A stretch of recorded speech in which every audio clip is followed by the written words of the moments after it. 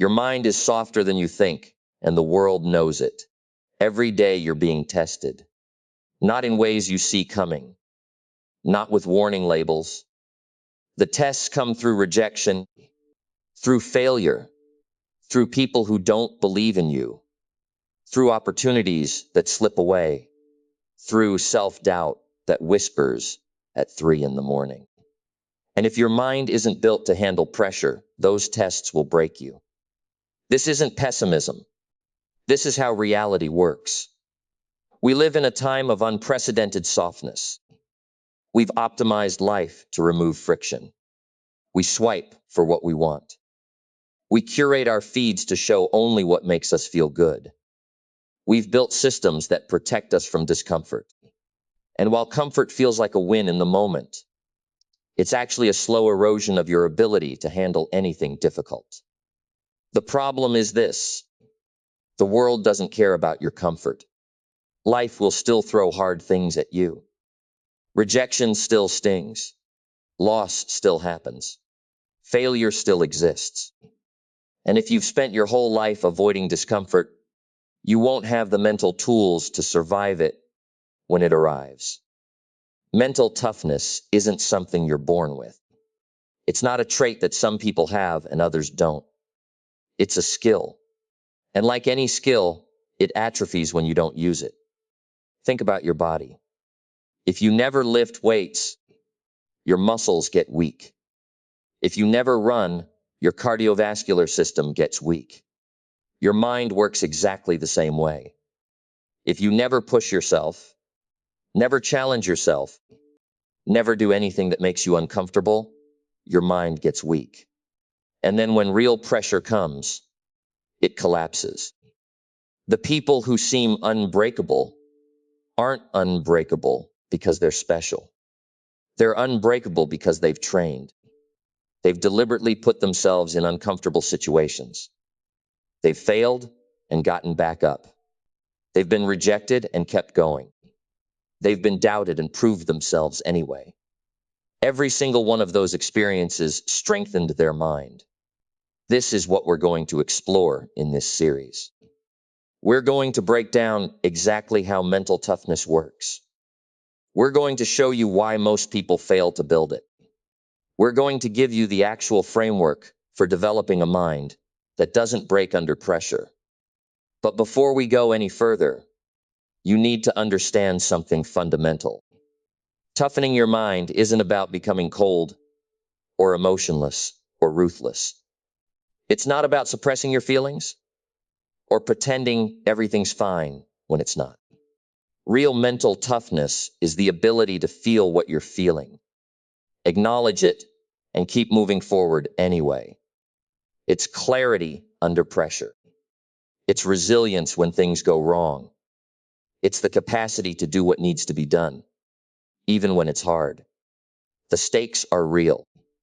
Because here's what happens when you don't build mental toughness. You become reactive instead of proactive. You become a victim of your circumstances instead of a creator of them. You become someone who gets pushed around by life instead of someone who shapes their own path. The good news is that you can change this, starting right now. It doesn't take years. It doesn't take special talent. It just takes understanding how your mind actually works and then deliberately training it the way an athlete trains their body. That's what we're doing next. Your mind is like a muscle that atrophies without use. When you avoid discomfort, you're actually weakening your capacity to handle it. Every time you choose the easy path, you're training your brain to seek easy paths. Every time you back down from something hard, you're teaching yourself that hard things are dangerous. This is the opposite of what you want to happen. The first principle of mental toughness is understanding that discomfort is information, not a warning sign. Your brain evolved to keep you safe, which means it treats anything unfamiliar as a threat. A difficult conversation feels dangerous. A new skill feels impossible. Rejection feels catastrophic.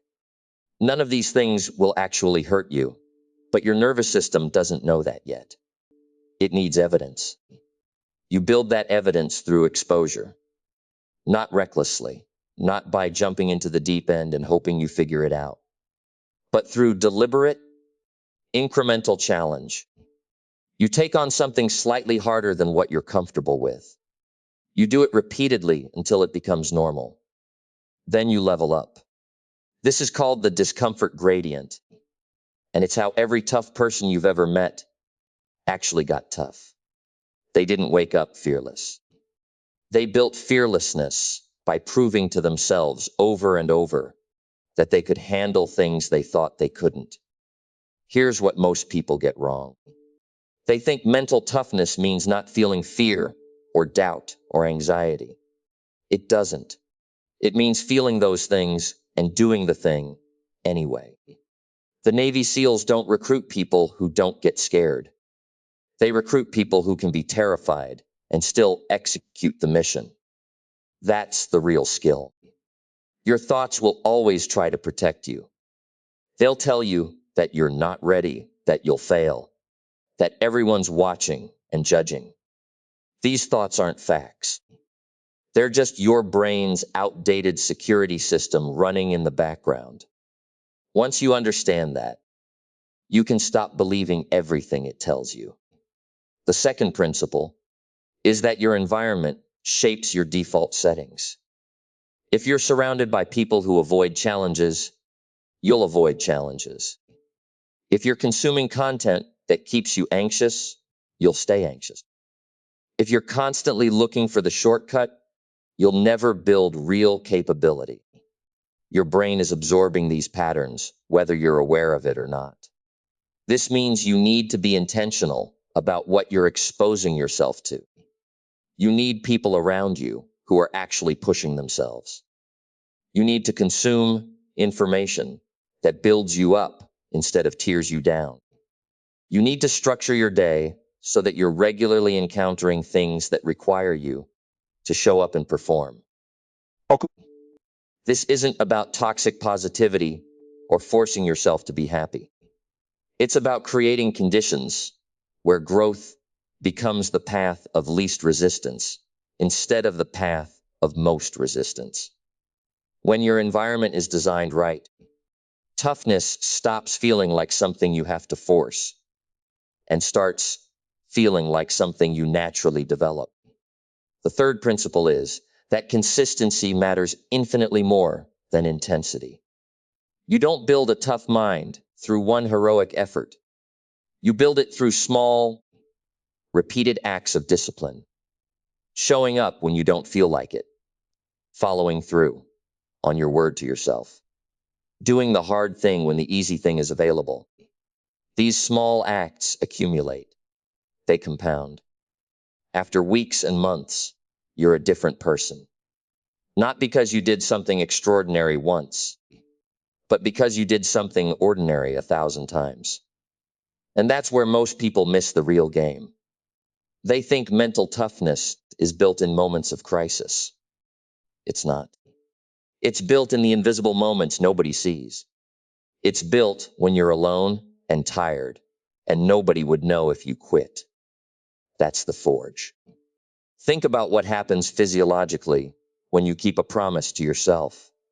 Your brain registers it. Your nervous system recalibrates. You prove to yourself that you're reliable. And reliability is the foundation of everything that follows. You can't build confidence on a foundation of broken commitments. It doesn't work that way. But here's what most people get wrong about discipline. They think it's about willpower. They think it's about grinding and suffering and white-knuckling your way through life. That's exhausting. That's not sustainable. Real discipline isn't about force. It's about design. It's about structuring your environment and your habits so that the right choice becomes the easy choice. If you want to stop eating junk food, you don't rely on willpower every single day. You don't buy the junk food. Now the environment is doing the work. If you want to read more, You don't tell yourself you'll find time. You schedule it like a meeting and put your phone in another room. The structure is doing the work. Your willpower is a finite resource. Stop wasting it on things you can design your way out of. The second layer is understanding that mental toughness isn't the absence of fear or doubt. It's moving forward anyway. It's knowing you're scared and doing it. It's knowing you might fail and showing up. That distinction matters because it means you don't have to wait until you feel brave. You don't have to wait until the anxiety goes away. You act first. The feeling follows. This is why people who wait for motivation almost never start.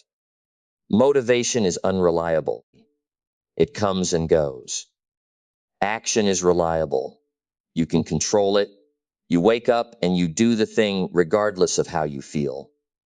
And then something interesting happens. The action itself generates the motivation. You start moving and the momentum builds. You finish one task and you're more likely to start the next one.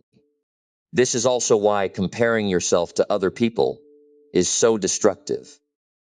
You see someone who appears to have it all figured out, and you think they never struggle. You think they never doubt. You think it's easy for them. But you're only seeing the surface. You're not seeing the early mornings when nobody's watching. You're not seeing the failures they've already moved past. You're not seeing the years of small decisions that led to where they are now. Your job isn't to be like them. Your job is to be reliable with yourself, to show up, to keep the small promises, to do the work even when the work is boring or nobody's paying attention. That's the unglamorous part. That's the real part. And it compounds in ways you can't predict. You toughen your mind by doing hard things repeatedly. You build resilience by recovering from setbacks repeatedly. You build confidence by proving to yourself repeatedly that you follow through. None of this happens in a single moment. It happens across thousands of moments. And that's actually good news because it means you don't need to be special. You just need to be consistent. Consistency is where most people fail because it doesn't feel like progress. You show up on day one and nothing changes. Day two, nothing changes. Day 10, still nothing. Your brain is wired to want immediate feedback, immediate results. When you don't get them, you interpret that as failure. So you quit.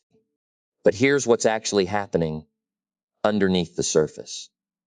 Every single time you choose the harder thing when the easier thing is available, you're rewiring your neural pathways.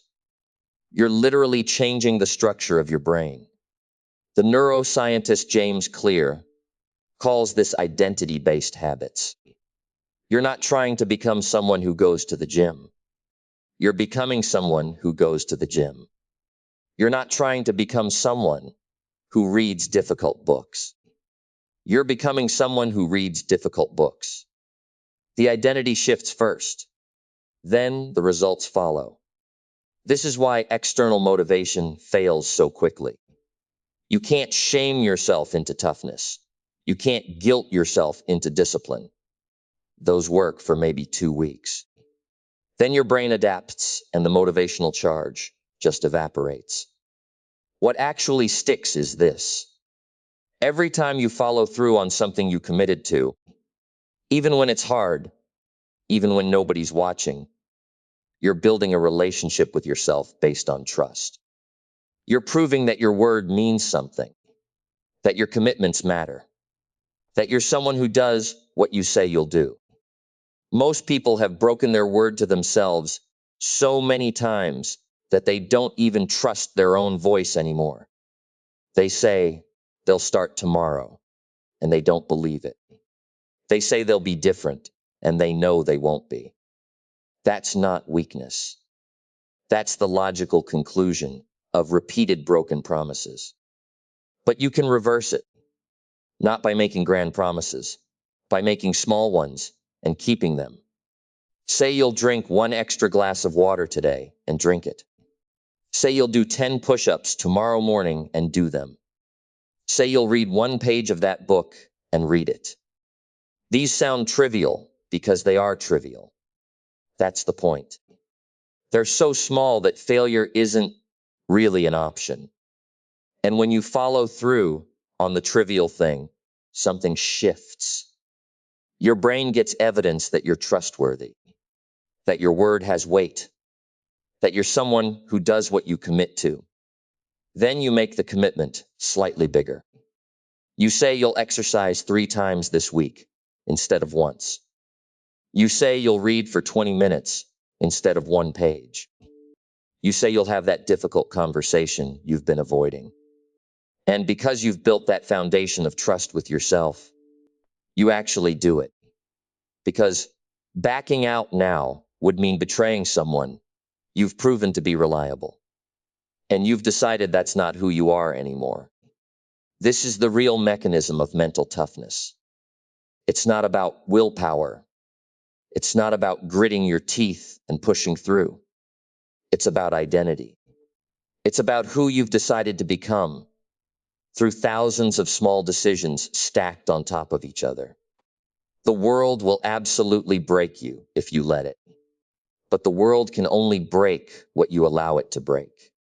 And if you've spent months proving to yourself that you're unbreakable, that you follow through, that your word means something, then you're not the type of person the world can easily break. The world will absolutely break you if you let it. But the world can only break what you allow it to break. And if you've spent months proving to yourself that you're unbreakable, that you follow through, that your word means something, then you're not the type of person the world can easily break. That's the whole game right there. Every single person you admire, every person who's built something real, who's survived hardship, who's earned respect, they didn't start out tougher than you. They started out exactly like you. Uncertain, soft in places capable of breaking. The difference is they made a decision. They decided that their mind was worth training, the same way an athlete trains their body. Think about what you've learned here. You know now that toughness isn't about being cold or unfeeling. It's about having standards for yourself that you actually keep. It's about sitting with discomfort instead of running from it. It's about saying no to things that feel good in the moment, but hollow you out over time. It's about building a life where your actions and your values actually line up. That takes work, real work. Nobody's going to do it for you. The world certainly won't reward you for it right away. You'll feel tired. You'll want to quit. You'll have days where your discipline feels pointless, and the easier path looks really tempting. But here's what happens when you keep going anyway. You stop being afraid of what the world might do to you because you've already proven you can handle it. You've already proven it to yourself. That's not arrogance. That's just reality. You become someone who can be counted on, someone whose word actually means something, someone who doesn't break when things get hard. And the world respects that. Life respects that. Other people respect that. But more importantly, you respect yourself. That's the real prize.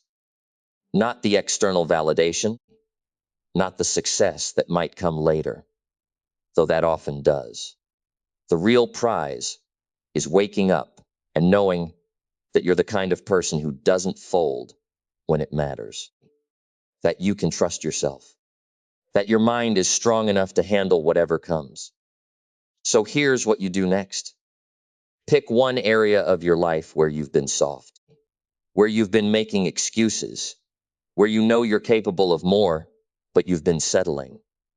That's your starting point. Not everything, not some massive overhaul. Just one thing, commit to it for the next 90 days. Not perfectly, just genuinely. When you want to quit, don't. When it's hard, keep going anyway. Watch what happens to how you see yourself. Watch how your confidence grows. Watch how the world starts to respond differently to you because you're different. That's how you toughen your mind. That's how you become unbreakable. Not in one day, not through some magic moment, through a series of small decisions made over and over, where you choose the harder right over the easier wrong. Start today. Pick that one thing and prove to yourself that you're exactly the kind of person who follows through. Because you are.